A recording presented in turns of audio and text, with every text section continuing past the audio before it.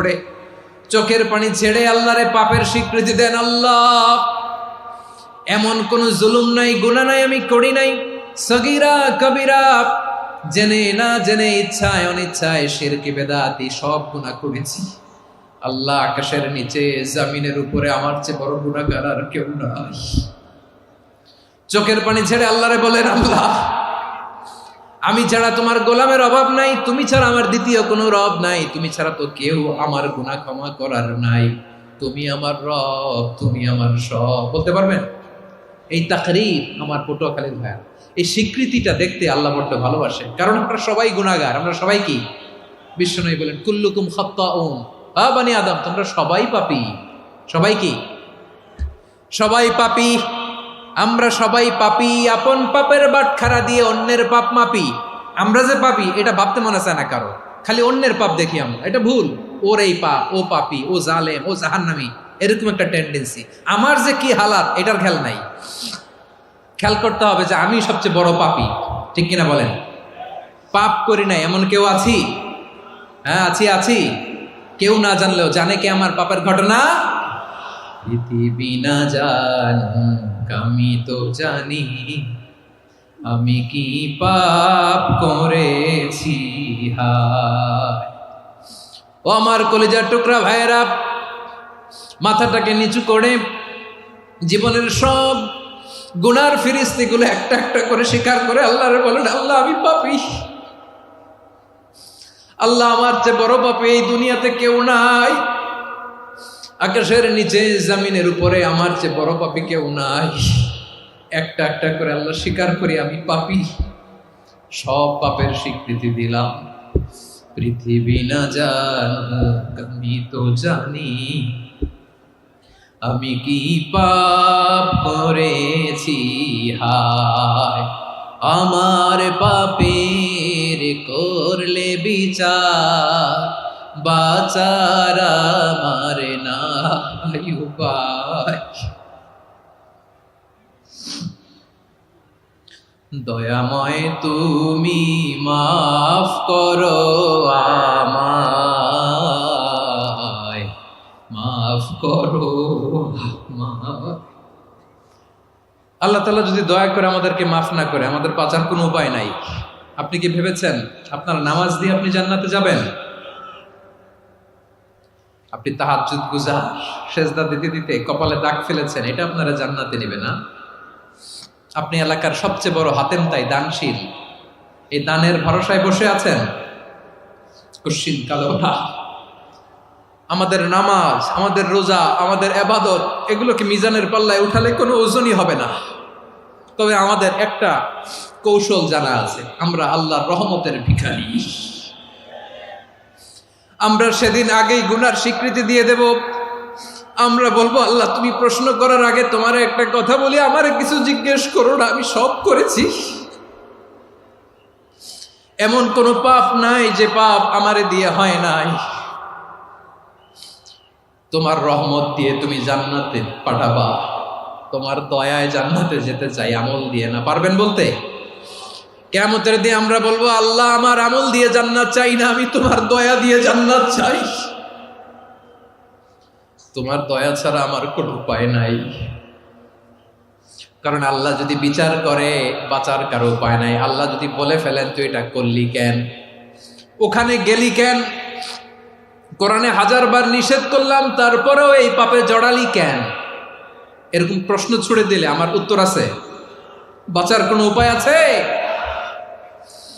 রোজ হাসরে হে আল্লাহ আমার করুণা বিচার, আল্লাহ করুণা বিচার।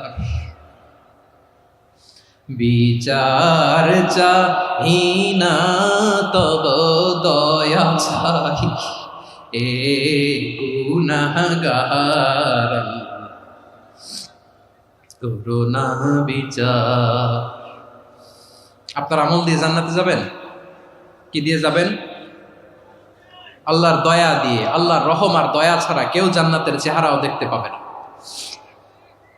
চাইবো একজন সত্তার কাছে, আওয়াজ করে বলুন, তিনি কে? একজন সত্তার কাছে চাইবে। বিশ্বনবী উনার চাচাতো ভাই আব্দুল্লাহ ইবনে আব্বাস রাদিয়াল্লাহু তাআলা আনহুকে বললেন, ইয়া আব্দুল্লাহ ইবনে আব্বাস, হে আব্দুল্লাহ ইবনে আব্বাস, ইদা সাআলতা ফাসআলিল্লাহ, যখন চাইবে আল্লাহর কাছে যাও। ও আব্দুল্লাহ, যখন চাইবা আল্লাহর কাছে চাও। ওয়া ইদা ইসতাআনতা ফাসতাইন বিল্লাহ, যখন সাহায্য চাইবা আল্লাহর কাছে ফরিয়াদ করো। জেনে রেখো আব্দুল্লাহ, ওয়া'লাম আন্নাল উম্মাতা লাউ ইজতামাআত আলা আন ইয়ানফাউকা বিশাইইন লাম ইয়ানফাউকা ইল্লা বিশাইইন ক্বাদ কাতাবাহু আল্লাহু লাক। ও আব্দুল্লাহ, জেনে রেখো, মনে রেখো, গোটা বিশ্বের সবাই মিলে যদি তোমার উপকার করতে চায় ততটুকুই তারা করতে পারবে যতটুকু আল্লাহ তোমার নসিবে সেটা লিখে রেখেছে। ঠিক কিনা বলেন? আর যদি গোটা বিশ্বের সবাই মিলে তোমার বিরুদ্ধে কনস্পাইরেসি করে, ষড়যন্ত্র করে, গোটা বিশ্বের সবাই মিলেও যদি তোমার ক্ষতি করতে চায় ততটুকুই শুধু পারবে যেটা আল্লাহ তোমার জন্য বরাদ্দ রেখেছে। যতটুকু আল্লাহ তাআলা তোমার জন্য বরাদ্দ রেখেছে অতটুকুই ক্ষতি করতে পারবে, আর এক চুল বেশিও করতে পারবে না, কমও করতে পারবে না। চিল্লায় বলেন ঠিক কিনা? এজন্য আমরা চাইবো কার কাছে? সবাই বলেন নাই, আওয়াজ করে বলেন কার কাছে? সব সময় আমরা আল্লাহর কাছে চাইবো, বিপদে আপদে, সুখে দুঃখে, সচ্ছল অবস্থায় অসচ্ছল অবস্থায়, পরাজয়ের সময় বিজয়ের সময়, সব সময় আমরা ভরসা রাখবো কার উপর? সবাই বলুন। একদল লোক আছে যারা বিপদে পড়লে আল্লাহরে ডাকে, আছে না নাই? পটুয়াখালীতে মাশাআল্লাহ নাই। বিপদ আসলে আল্লাহরে ডাকে, বিপদ নাই আল্লাহও নাই। বিপদে পড়লে নামাজ পড়ে, বিপদও নাই নামাজও নাই।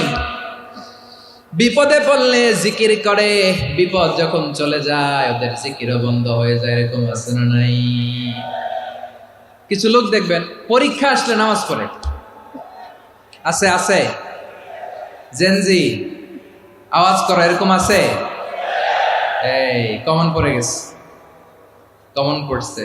দেখবেন পরীক্ষার সময় নামাজ পড়ে, পরীক্ষাও নাই নামাজও আছে। এরকম কিছু লোক আছে অসুস্থ হলে আল্লাহরে বড্ড ভালোবাসে, আল্লাহরে খুব ডাকে। অসুস্থ হইলে অসুস্থতাও নাই, আল্লাহ স্মরণও নাই। দেখবেন কিছু লোক নির্বাচন আসলে খুব আল্লাহ আল্লাহ হয়ে যায়, তখন দেখবেন মাথার মধ্যে হেজাব লাগায়, পাঞ্জাবি লাগায়, আল্লাহ আল্লাহ হয়ে যায়। নির্বাচনও নাই, এরপরে আল্লাহর কথাও নাই। আছে না নাই? না, এরকম হওয়া যাবে না। সব সময় আমরা আল্লাহরে ডাকবো, বিপদে আপদে সব সময় ভরসা রাখবো আমরা একজনের উপর। আওয়াজ করে বলেন তিনি কে? এ কথায় আল্লাহ তাআলা আমাদের চোখে আঙ্গুল দিয়ে জানিয়ে দিলেন, ফাইদা রাকিবু ফিল ফুলকি দা'আবুল্লাহা মুখলিসিনা লাহুদ্দিন ফালাম্মা নাজ্জাহুম ইলাল বাররি ইযা হুম ইউশরিকুন। আল্লাহ বলে একদল লোক আছে, তারা যখন নৌযানে চড়ে, জলযানে চড়ে, সাগরের মধ্যে যখন জাহাজে চড়ে, লঞ্চে চড়ে, তারা যখন তুফানের সম্মুখীন হয় তখন তারা আল্লাহরে বড্ড বেশি ডাকে, একান্ত ভাবে ডাকে, বিশুদ্ধ চিত্তে ডাকে। আবার তুফান থেকে তাদেরকে সেফ জোনে নিয়ে, নিরাপদ জোনে নিয়ে যখন বন্দরে আমি আল্লাহ তাদেরকে ভিড়িয়ে দেই, ওই লোকগুলো আবার আমি আল্লাহর সাথে শিরিক করে। এরকম আছে না নাই? জাহাজে উঠছে, সাগরের মাঝখানে তুফান, ওই সময় দেখবেন আল্লাহ কারে কয়। এই কথা তো আপনাদেরকে বোঝানো সহজ, আপনারা তো নদীর দেশের মানুষ। লঞ্চে চড়েন নাই কারা কারা? দেখি, লঞ্চে চড়ছেন? হ্যাঁ, লঞ্চে চড়ে নাই এরকম একজনও নাই এখানে। আচ্ছা, লঞ্চে উঠছেন কে কে? দেখি। মাশাআল্লাহ মাশাআল্লাহ মাশাআল্লাহ, ঠিক আছে, আপনাদের বোঝানো সহজ। আচ্ছা, লঞ্চে উঠে তুফানের সম্মুখীন হয়েছেন, জলোচ্ছ্বাস, সবাই? মাশাআল্লাহ। তো এই ওয়াজ তো আপনাদের মুখস্থ, ঠিক কিনা বলেন? আমার বলার দরকার নাই, বলেন। মাঝ নদী, তুফান, জলোচ্ছ্বাস, জলের মধ্যে উচ্ছ্বাস, ঢেউ, টর্নেডো, সাইক্লোন, মেঘের ঘনঘটা, পরিবেশ ঘুটঘুটে অন্ধকার, লঞ্চ একবার এদিকে আরেকবার ওইদিকে, ভিতরে কি অবস্থা হয় বলেন তো? হ্যাঁ, তখন মুসলিমও আল্লাহরে ডাকে, হিন্দু আল্লাহরে ডাকে, ঠিক কিনা বলেন? আস্তিক আল্লাহরে ডাকে, নাস্তিক আল্লাহরে ডাকে, ঠিক কিনা? লঞ্চের ভেতর, স্টিমারের ভেতর কান্নারে রোল পড়ে যায়, চিৎকারের রোল পড়ে যায়, সবার মুখ দিয়ে শুধু একটা আওয়াজ, লা ইলাহা লা ইলাহা লা ইলাহা সুবহানাল্লাহ আলহামদুলিল্লাহ লা ইলাহা। আল্লাহ নামের জিকির করবে যারা, আল্লাহর কাছে প্রিয় তারা, আল্লাহর কাছে প্রিয় যারা, জান্নাতে প্রবেশ করবে তারা, জোরে লা ইলাহা লা ইলাহা ইল্লাল্লাহ লা ইলাহা ইল্লাল্লাহ মুহাম্মাদুর রাসূলুল্লাহ সাল্লাল্লাহু আলাইহি ওয়াসাল্লাম। আমার প্রিয় পটুয়াখালীবাসী, তাহলে লঞ্চের ভেতরে যখন আমরা তুফানের মধ্যে পড়ি, তখন সবাই মিলে আমরা একটা নামের জিকির করি। নামটা কার? মুসলমানেরাও ডাকে, হিন্দুরাও ডাকে, আস্তিকও ডাকে, নাস্তিকও ডাকে, সবাই ডাকে একজনকে। তিনি কে? আবার দেখবেন ওই আল্লাহ তুফানের পরে, ঝড়ের পরে ওই লঞ্চটাকে যখন সদর ঘাটে ফিরিয়ে দেয়, আবার আমরা নাফরমানি শুরু করে দেই। সে কোথায়? আল্লাহ বললেন, ফাইদা রাকিবু ফিল ফুলকি দা'আউল্লাহা মুখলিসিনা লাহুদ্দিন ফালাম্মা নাজ্জাহুম ইলাল বাররি ইযা হুম ইউশরিকুন। সাগরে যখন তুফানে পড়ে আমি আল্লাহর ডাকে, আবার আমি আল্লাহ যখন বাঁচিয়ে দেই, আবার আমি আল্লাহর সাথে শিরিক শুরু করে। আমরা কি এরকম হতে চাই নাকি? এরকম করবেন? হ্যাঁ না, আমরা তুফানে পড়লেও আল্লাহরে ডাকি, আবার বাঁচায় দেওয়ার পরেও ডাকি কারে? আল্লাহকেই ডাকি। বিমানের মধ্যে মাঝে মাঝে দেখবেন যে এয়ার টার্বুলেন্স হয়, জানেন? এয়ার টার্বুলেন্স জানেন তো? মাঝে মাঝে বিমানটা বাউন্সিং করে, বাম্পি, ভেরি বাম্পি ওয়েদার। শোনেন নাই? 40,000 ফিট উপরে যখন থাকে, তখন পাইলট মাঝে মাঝে বলে, dear passengers, ladies and gentleman, right now we are flying 40,000 feet above the ground and we are passing very air turbulence, very heavy air turbulence right now. Please fasten your seat belt. দেখবেন মাঝে মাঝে বলে যে, ভদ্র মহিলা, ভদ্র মহোদয়গণ, আমরা 40,000 ফিট উপর দিয়ে যাচ্ছি আর এয়ার টার্বুলেন্স ফেস করছি, মেহেরবানি করে আল্লাহর হস্তে সিট বেল্ট বাঁধুন। তখন বিমানটা এরকম বাউন্সিং করে, শেকিং করে। আপনারা মুখোমুখি হয়েছেন? ইদানিং এই এয়ার টার্বুলেন্স বেড়ে গিয়েছে। গত বছর আমার ইন্টারন্যাশনাল অনেকগুলো ফ্লাইট ছিল, তো আমি দেখলাম যে আগের ফ্লাইটগুলোর তুলনায় এখন এয়ার টার্বুলেন্স খুব বেশি। আমি একটু রিসার্চ করে দেখলাম, ক্লাইমেট চেঞ্জের কারণে, জলবায়ু পরিবর্তনের কারণে আকাশের বাতাসের মুভমেন্টে পরিবর্তন হয়েছে, ফলে এখন বিমান শেকিং করে বেশি, বাউন্সিং, বাম্পি ওয়েদার। তো বলেন তো, 40,000 ফিট উপরে যখন আপনি, কয় হাজার ফিট? সবাই বলুন, কয় হাজার ফিট? 40,000 ফিট উপরে যখন আপনি, তখন যখন বিমানটা এরকম বাউন্সিং করে, সবাই যখন ভমিটিং করে বিমান নষ্ট করে দেয়, বমি করে, তখন বাঁচানোর কে আছে আল্লাহ ছাড়া? কেউ আছে? ওই মুহূর্তেও সবাই মিলে একজনের ডাকে আওয়াজ করে বলেন, তিনি কে? মাঝে মাঝে কিছু সোশ্যাল মিডিয়ায় কিছু ভিডিও পাওয়া যায় যে হেভি যখন এয়ার টার্বুলেন্স হয়, 10 সেকেন্ড 15 সেকেন্ডের কিছু ভিডিও পাওয়া যায়, বিমানটা এরকম বাউন্সিং করছে, বাম্পি ওয়েদার, কাঁপছে, মানুষগুলো বমি করছে, অক্সিজেন মাস্কগুলো সব ঝুলে পড়েছে, বিমানটা শুধু কাঁপছে। তখন দেখবেন বিমানের ভেতরেও এরকম লঞ্চের মতো চিৎকার আছে না নাই? বিমানের ভেতরেও তখন চিৎকার। গত বছর হিথ্রো এয়ারপোর্ট থেকে সিঙ্গাপুর এয়ারলাইন্সের একটা ফ্লাইট, হিথ্রো টু চাঙ্গি, একটা ফ্লাইটে এমন বেশি এয়ার টার্বুলেন্সের শিকার হয়েছিল ওই এয়ারক্রাফটটা, 33 জন যাত্রী সেখানে আহত হয়েছে, একজন যাত্রী নিহত হয়েছে। কেবিন ক্রুজ, এয়ার হোস্টেস যারা আছে, একজনের নাক ফেটে, চোখ ফেটে, কপাল ফেটে, ব্লিডিং হয়ে শয়লা। প্রিয় ভাইয়েরা, 40,000 ফিট উপরে বিমানটা যখন কাঁপবে, তখন আমাদেরকে আল্লাহ ছাড়া আর কেউ বাঁচানোর আছে? এত আস্তে বললে হবে? ওই কঠিন মুহূর্তে আমার বাবা আমারে বাঁচাতে পারে, আমার বন্ধু আমারে বাঁচাতে পারে?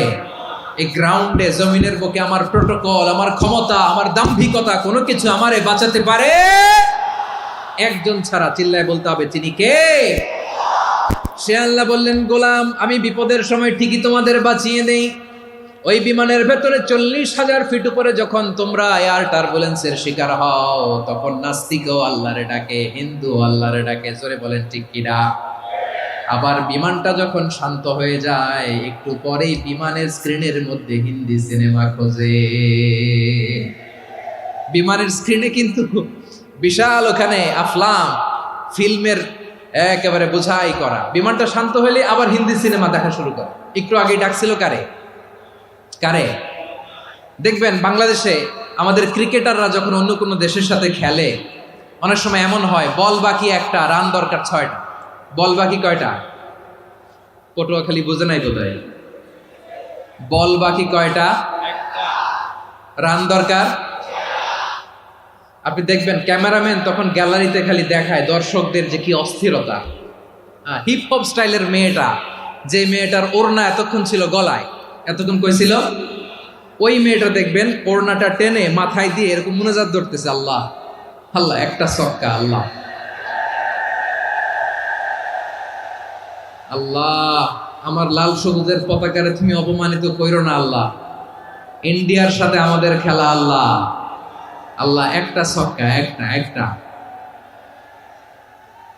পুরো খেলা জুড়ে এই মেয়ের ওড়না ছিল গলায়, কিন্তু যখন 1 বলে 6 রান দরকার, ওড়না চলে আসছে কোথায়? মাথায়। আবার মুনাজাত আছে না নাই? ঠিকই বাংলাদেশের দামাল ছেলে এমন এক শট মারলো, বল চলে গেল স্টেডিয়ামের বাইরে, ছক্কা, জিতে গেলাম আমরা। পুরো স্টেডিয়াম জুড়ে চিৎকার, হই হুল্লোড়, মৌজ মাস্তি। যেই মেয়েটা মাথার মধ্যে ওড়না দিয়ে এতক্ষণ সুবহানাল্লাহ সুবহানাল্লাহ বলে আল্লাহর কাছে দোয়া করেছে, ওই মেয়ে এখন আবার ওড়না ফেলে দিয়ে নাচা শুরু করে দিয়েছে। তাহলে আল্লাহর ভয়, আল্লাহর প্রতি আস্থা, বিশ্বাস, ভালোবাসা, এটা কি ক্ষণিকের জন্য? মানে আমার যখন লাগবে তখন আল্লাহর ইউজ করবো নাকি? হ্যাঁ, বিপদে আপদে, সুখের সময় দুঃখের সময়, সচ্ছল অসচ্ছল অবস্থায় বিশ্বাসীরা ভরসা রাখে একজনের উপর। চিৎকার করে বলো, পটুয়াখালী তিনি কে? সে আল্লাহ বললেন, গোলাম, মনে করো না জাহাজ থেকে সদরঘাটে ভিড়িয়ে দিলাম, তুমি নিরাপদ হয়ে গেছো। মনে করো না 40,000 ফিট থেকে সেফ ল্যান্ডিং এর পরে এয়ারপোর্টে নেমে গেলেই তুমি নিরাপদ হয়ে গেছো। ও মিয়া, বিপদ কি শুধু সাগরে আর আকাশে? ঘরের ভেতরও বিপদ আসতে পারে কি পারে না? এজন্য সূরা মুলক আল্লাহ বললেন, আমিনতুম মান ফিস সামাই আন ইয়াখসিফা বিকুমুল আরদা ফাইযা হিয়া তামুর। তোমরা কি ভাবছো তোমরা নিরাপদ? সাগরের মধ্যে তুফান, আল্লাহ আল্লাহ ডাকলাম, সদরঘাটে যেয়ে পড়ছে, বাইসে গেছেন তো আপনি। আর পাবে আপনারে আল্লাহ? আল্লাহরে তো সাগরের মাঝখানে তো আল্লাহ আপনারে পাইছিল, আর তো পাবে না। আর পাবে আপনারে? আর আল্লাহ ধরতে পারবে আপনারে? ঘরের ভেতরও বিপদ দিয়ে আটকাতে পারে কে? 5 স্টার 7 স্টার হোটেলের ভেতরও আমাকে বিপদের মধ্যে ফেলে দিতে পারেন কে? আল্লাহ বললেন, তোমরা কি ভেবেছো তোমরা নিরাপদ? আমি চাইলে ল্যান্ডস্লাইডস, ভূমি ধস দিয়ে 1 লক্ষ 1 মুহূর্তে নিয়ে যেতে পারি।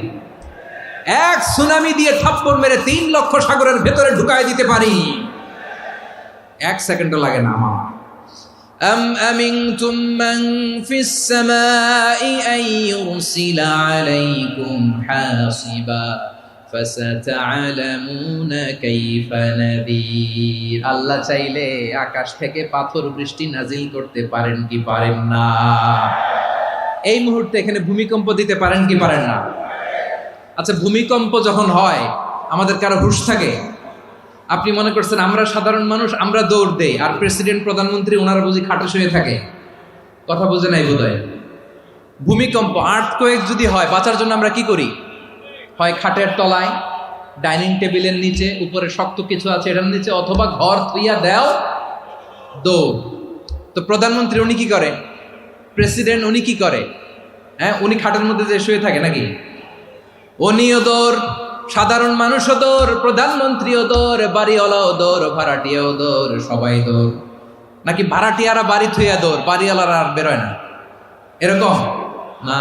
তাহলে যে কোনো মুহূর্তে ভূমিকম্প দিয়ে নাস্তানাবুদ করতে পারে কে? আমার প্রিয় ভাইয়েরা, আমরা নিরাপদ নই, আমরা তার দয়ায় বেঁচে আছি। কার দয়ায়? এজন্য আল্লাহ বললেন, গোলাম, যে কোনো মুহূর্তে বিপদ দিয়ে তোমাদেরকে নাস্তানাবুদ করতে পারি। বিশ্বাসী বলে যদি নিজেকে দাবি করো, সব সময় ডাকতে হবে একজন সত্তাকে। বলেন তিনি কে? এই কথা ক্লিয়ার? এই সবগুলো উদাহরণ শেষে সবার কাছে ক্লিয়ার হয়েছে না যে বিপদ থেকে, আপদ থেকে, পরীক্ষা থেকে, ক্যালামিটি থেকে আমাদেরকে কেউ বাঁচাতে পারে না একজন সত্তা ছাড়া। আবারও বলেন তো তিনি কে? ক্লিয়ার? হ্যাঁ, সবাই বুঝতে পারছেন? আচ্ছা, এবার আমরা দেখি বিষ্ণু ঈসা ইসলামের জীবনে বিপদ আপদ ছিল কিনা। উনি বিপদ আসলে কিভাবে ডিল করতেন, বিপদ আসলে কোন দোয়া পড়তে হয়, কিভাবে ফরিয়াদের হাত উত্তোলন করতে হয়, কিভাবে রবের দরবারে নতজানু হয়ে ফরিয়াদ করতে হয়, এটা জানার দরকার আছে না নাই? আসুন আমরা বিশ্বনবীর জীবনী থেকে দেখি বিপদ আসলে উনি কি করতেন। বিপদ আসলেই প্রথমে বিশ্বনবী সাল্লাল্লাহু আলাইহি ওয়াসাল্লাম একটা দোয়া পড়তেন। কি পড়তেন? তিনি পড়তেন, ইন্না লিল্লাহি ওয়া ইন্না ইলাইহি রাজিউন। নিশ্চয় আমরা আল্লাহর জন্য, নিশ্চয় আমরা কার দিকে ফিরবো ভাই? আবার কার দিকে ফিরবো? আওয়াজ করে বলুন তো, আমরা এসেছি কার কাছ থেকে, আবারও ফিরে যাব কার কাছে? এজন্য বিশ্বনবী পড়ছেন, ইন্না লিল্লাহি ওয়া ইন্না ইলাইহি রাজিউন। নিশ্চয় আল্লাহর জন্য, ওই আল্লাহর দিকেই আমরা ফিরে যাব। তারপরে বিশ্বনবী পড়তেন, আল্লাহুম্মা আজুরনি ফি মুসিবাতি ওয়াখলুফ লি খায়রাম মিনহা। একসাথে প্রথমে পড়তেন ইন্না লিল্লাহি ওয়া ইন্না ইলাইহি রাজিউন, তারপর পড়তেন আল্লাহুম্মা আজুরনি ফি মুসিবাতি ওয়াখলুফ লি খায়রাম মিনহা। মানে আল্লাহ, এই যে আমি বিপদে ধৈর্য ধারণ করলাম, এটার সব তুমি আমারে দাও, আর যেটা হারালাম এর চেয়ে ভালো কিছু দিয়ে মেকআপ করে দিও, ভালো কিছু দিয়ে বদল করে দিও। সুবহানাল্লাহ পড়েন। তাহলে বিপদ আসলে আমরা কি পড়ব? কথা বলেন। এই যে আমি শুয়েছিলাম, নাশিদ গাচ্ছিল ওরা, এদেশে পরস্পরে দেখা হলে দেয় সালাম, এদেশে আমজনতার হৃদয় জুড়ে পাকালাম, এদেশে বিপদ এলে সর্বজনে সর্বক্ষণে দোয়া পড়ে ইন্না লিল্লাহি। কি পড়ে? সুবহানাল্লাহ সুবহানাল্লাহ সুবহানাল্লাহ সুবহানাল্লাহ। এদেশে আজান শুনে সূর্য ওঠে শহর গ্রামে, এদেশে আজান শুনে সূর্য ডুবে সন্ধ্যা নামে, এদেশে সকল কাজে সবাই বলে বিসমিল্লাহ, এদেশে ভালো কিছু দেখে শুনে হাসি মুখে সবাই বলে মাশাআল্লাহ। সুবহানাল্লাহ পড়েন। তাহলে বিপদ এলে আমরা কি পড়ি? কথা বুঝলে সবাই উত্তর দিতে হবে, বিপদ এলে কি পড়ি? তাহলে বিপদ এলেই আমরা এখন থেকে ইন্না লিল্লাহ পড়বো, নাকি হাই হুতাশ করবেন? একদল আছে হাই হুতাশ করে, হায় আল্লাহ রে মোর কি হইল রে, মই কি হরমু রে, মই কমবে জামু রে, আছে না নাই? এরকম বিলাপ করতে নিষেধ করেছেন বিশ্বনবী। কি করব, কই যাব, কি হবে, হায় হায়, এরকম হাহুতাশ আছে না নাই? বিশ্বাসীরা হাহুতাশ করে না, তারা ইন্না লিল্লাহ পড়ে। কি পড়ে মনে থাকবে? আমরা পড়বো ইন্না লিল্লাহি ওয়া ইন্না ইলাইহি রাজিউন। নিশ্চয়ই আমরা আল্লাহর জন্য, আমরা আল্লাহর দিকেই ফিরে যাব। এরপর পড়বো আল্লাহুম্মা আজুরনি ফি মুসিবাতি ওয়াখলুফ লি খায়রাম মিনহা। আল্লাহ, আমি যে বিপদে ধৈর্য ধারণ করলাম এটার সওয়াব দিও, আর যা হারালাম তার চেয়ে ভালো কিছু দিয়ে বদল করে দিও। সুবহানাল্লাহ পড়েন।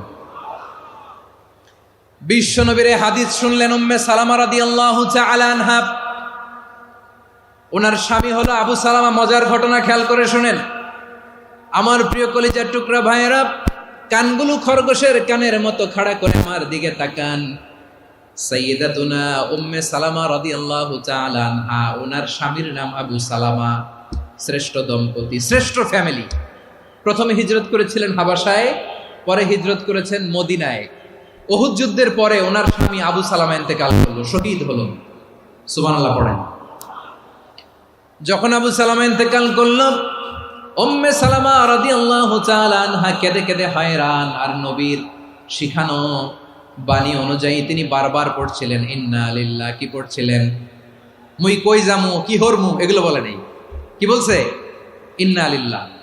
যেহেতু বিশ্বনবী বলেছেন কেউ যদি বিপদের প্রথম ধাক্কায় পড়ে ইন্না লিল্লাহি ওয়া ইন্না ইলাইহি রাজিউন, আল্লাহুম্মা আজুরনি ফি মুসিবাতি ওয়া আখলুফ লি খায়রাম মিনহা, তাহলে এই বিপদে যে সে যা হারালো তার চেয়ে শ্রেষ্ঠ কিছু দিয়ে আল্লাহ তার বদল দিয়ে দিবে। এই হাদিস শুনে উম্মে সালামা রাদিয়াল্লাহু তাআলা আনহা ওনার প্রাণ প্রিয় স্বামী আবু সালামার ইন্তেকালের পরে চোখের পানি ছাড়ে আর পড়ে ইন্না লিল্লাহি ওয়া ইন্না ইলাইহি রাজিউন, আল্লাহুম্মা আজুরনি ফি মুসিবাতি ওয়া আখলুফনি খায়রাম মিনহা। বারবার এই দোয়া পড়ে চোখের পানি ছাড়ে, এই দোয়া পড়ে চোখের পানি ছাড়ে, আর মনে মনে বলে আবু সালামার মতো ভালো মানুষ মদিনাতে নাই, আবু সালামার চেয়েও ভালো মানুষ মদিনাতে নাই, তার চেয়ে ভালো মানুষ কি করে আল্লাহ তাআলা আমারে দিবে, তার চেয়ে ভালো মানুষ তো আমি মদিনাতে দেখি না।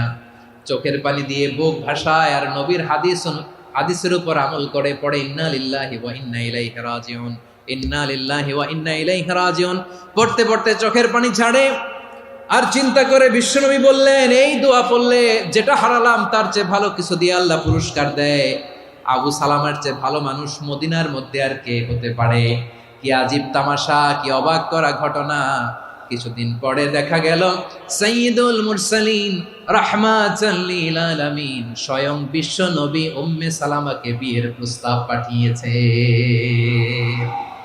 স্বয়ং বিশ্ব নবী উম্মে সালামা রাদিয়াল্লাহু তাআলা আনহাকে বিয়ের প্রস্তাব পাঠিয়েছেন। উনি রাজি হয়ে গেলেন, বিয়ে হয়ে গেল, উনি হয়ে গেলেন উম্মুল মুমিনিন, আমাদের মা, পুরো মুসলিম উম্মার মা। চিৎকার করে বলেন আল্লাহু আকবার। তাহলে আমার প্রাণ প্রিয় ভাইয়েরা, বিপদে পড়লে আমরা পড়বো ইন্না লিল্লাহি ওয়া ইন্না ইলাইহি রাজিউন, আল্লাহুম্মা আজুরনি ফি মুসিবাতি ওয়া আখলুফ লি খায়রাম মিনহা। পড়বেন? পড়বেন না? যারা যারা বিপদ আসলে এই দোয়াটা পড়বেন এখন থেকে আওয়াজ করে ইনশাআল্লাহ বলেন। যা হারাইছেন তার চেয়ে শ্রেষ্ঠ জিনিস দিয়ে বদলা দিবে কে? বিশ্বাস হয়? একটু সন্দেহ লাগে মনে হয়, একটু সন্দেহ আছে? যাদের বিশ্বাস হবে তাদের কি আল্লাহ উত্তম বদলা দিবে, ঠিক কিনা বলেন?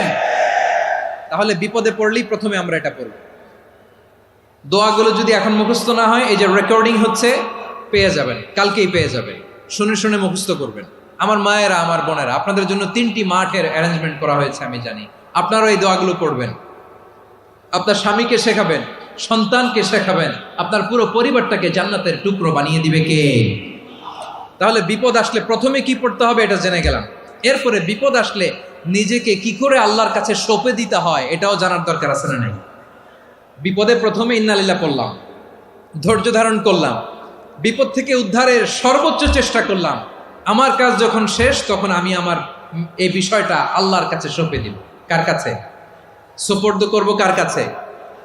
বিপদে বললে কেমন করে নিজেকে আল্লাহর কাছে সঁপে দিতে হয় আসুন সাইয়েদনা ইব্রাহিম আলাইহিস সালামের জীবনী থেকে জানি। আল্লাহর খলিল ইব্রাহিম আলাইহিস সালাম আমাদের মতো সমাজ ব্যবস্থা পায় নাই। আমরা জন্মের পরে আমাদের কানের ভেতরে আজান দিয়েছে কে? একামত দিয়েছে কে? আমাদের বাপদাদারা আমাদের কানে আজান দিয়েছে কি? দেয় নাই। আমাদের জন্মের পরেই তো আজান, একামত, বাড়ির পাশে মসজিদ, প্রতিদিন আজান, জুমার খুতবা, প্রতি মাসে মাসে তাফসিরুল কোরআন মাহফিল, মসজিদ, মিনারা, অভাব নাই, ঠিক কিনা বলেন? আপনি যেই সুন্দর ইসলামিক এনভায়রনমেন্ট পেয়েছেন, আমাদের ইব্রাহিম খলিল উনিও কি এরকম পেয়েছিলেন? হ্যাঁ, উনি জন্মের পর পরে ওনার কানে আজান দিয়েছে কেউ? আমার প্রিয় ভাইরা, আগা গোড়া একটা শিরকি পরিবেশ উনি জন্মগ্রহণ করেছেন। উনি ছাড়া ওই তল্লাটে একজনও আল্লাহর উপর বিশ্বাসী নয়। কল্পনা করতে পারেন? গোটা তল্লাটে, গোটা দেশে বিশ্বাসী মুমিন, আল্লাহর উপর বিশ্বাস স্থাপনকারী কয়জন? সবাই বলেন কয়জন? বাকি সব মুশরিক। বাকি সব মুশরিক নিজের সাথে নিজে শক্ত বোঝাপড়া করে, অ্যানালজি করে, সেলফ কনভারসেশন করে উনি মহা সত্যের সন্ধান পেয়েছেন। উনি আকাশের তারা দেখে ভাবে মনে হয় এটাই আমার খোদা, পরে দেখে তারা নাই, মনে মনে বলে না তাইলে এটা না। আবার চাঁদ দেখে বলে চাঁদটা বড় মায়া লাগে, মনে হয় এটাই আমার রব, পরে দেখে চাঁদও নাই, কয় না এটা না।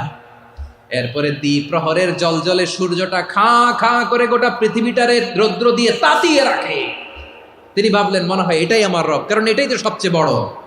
কিন্তু বিকেল বেলা ওই সূর্যটাও যখন চলে যায়, সাইয়েদনা ইব্রাহিম বলে না এটাও তো নাই, আমার খোদা যদি আমারে ছেড়ে চলে যায়, বিপদে পড়লে আমারে উদ্ধার করবে কে?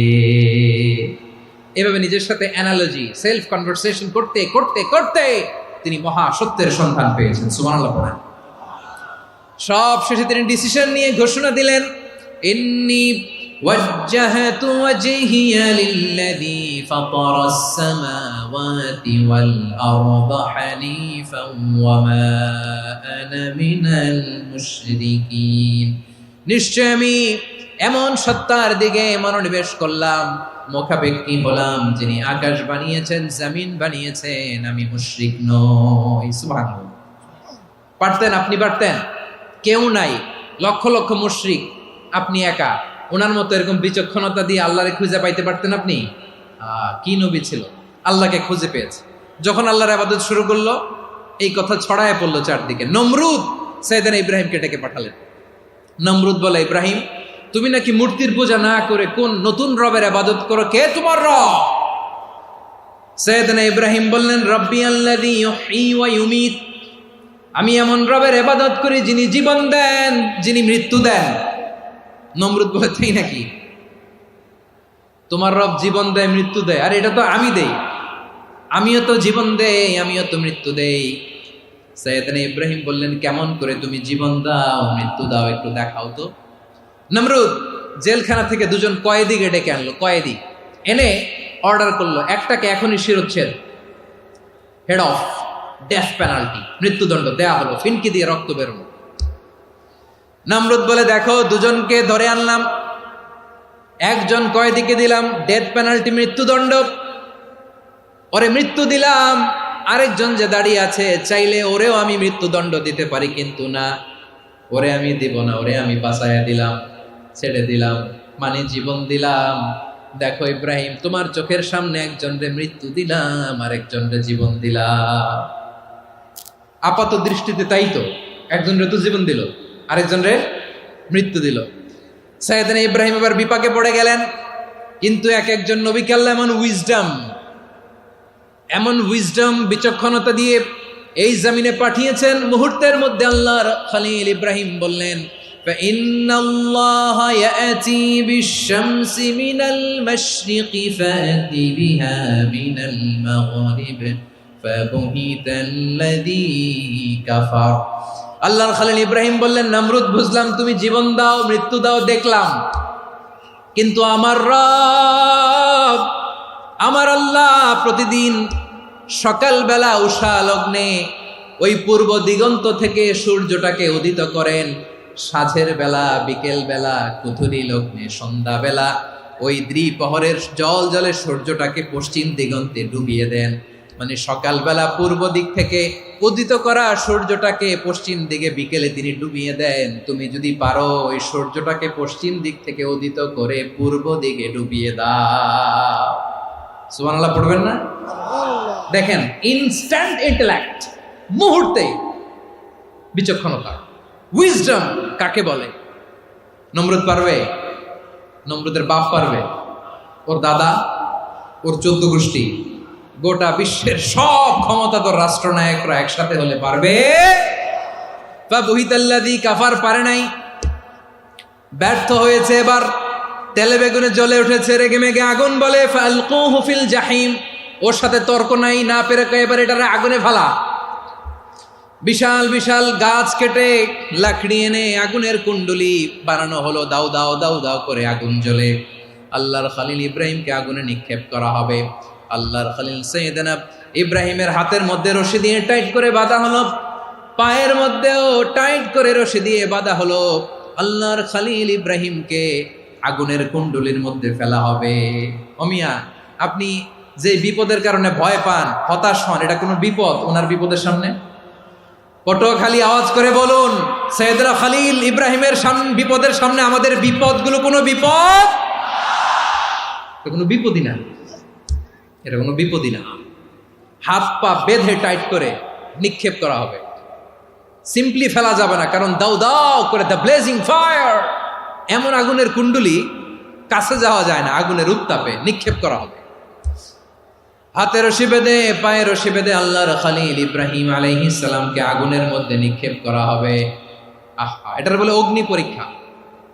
উনি অগ্নি পরীক্ষার সম্মুখীন হয়েছিলেন। এজন্য কঠিন পরীক্ষাকে আমরা অগ্নি পরীক্ষার সাথে তুলনা করি, ঠিক কিনা? সাইয়েদনা জিবরাইল এসে বললেন, ও আল্লাহর খলিল, ওরা তো আপনার হাতও বেঁধে ফেললো, পাও বেঁধে ফেললো, নড়াচড়ার সুযোগ নাই, বলেন আমি জিবরিল ফেরেশতা আপনার জন্য কি করতে পারি? আল্লাহর খলিল ইব্রাহিম বলেন, ও জিবরাইল, তোমার কাছে আমার কোনো চাওয়া পাওয়া নাই। সুবহানাল্লাহ বলেন। তোমার কাছে বলার কিছু নাই, তোমার সাহায্যের আমার দরকার নাই। সাইয়েদনা ইব্রাহিম আলাইহিস সালামকে হাতে পায়ে রশি বেঁধে হাত পা বাঁধা অবস্থায় জ্বলন্ত অগ্নিকুণ্ডে যখন নমরুদের দলবল নিক্ষেপ করবে, আল্লাহর খলিল কিভাবে নিজেকে আল্লাহর কাছে সঁপে দিয়েছেন, পটুয়াখালীর ভাইরা খেয়াল করে শুনুন। হাত পা বেঁধে আল্লাহর খলিলকে যখন নিক্ষেপ করা হবে, তিনি মুখ ফুটে বলে ফেললেন, হাসবুনাল্লাহু ওয়া নি'মাল ওয়াকিল।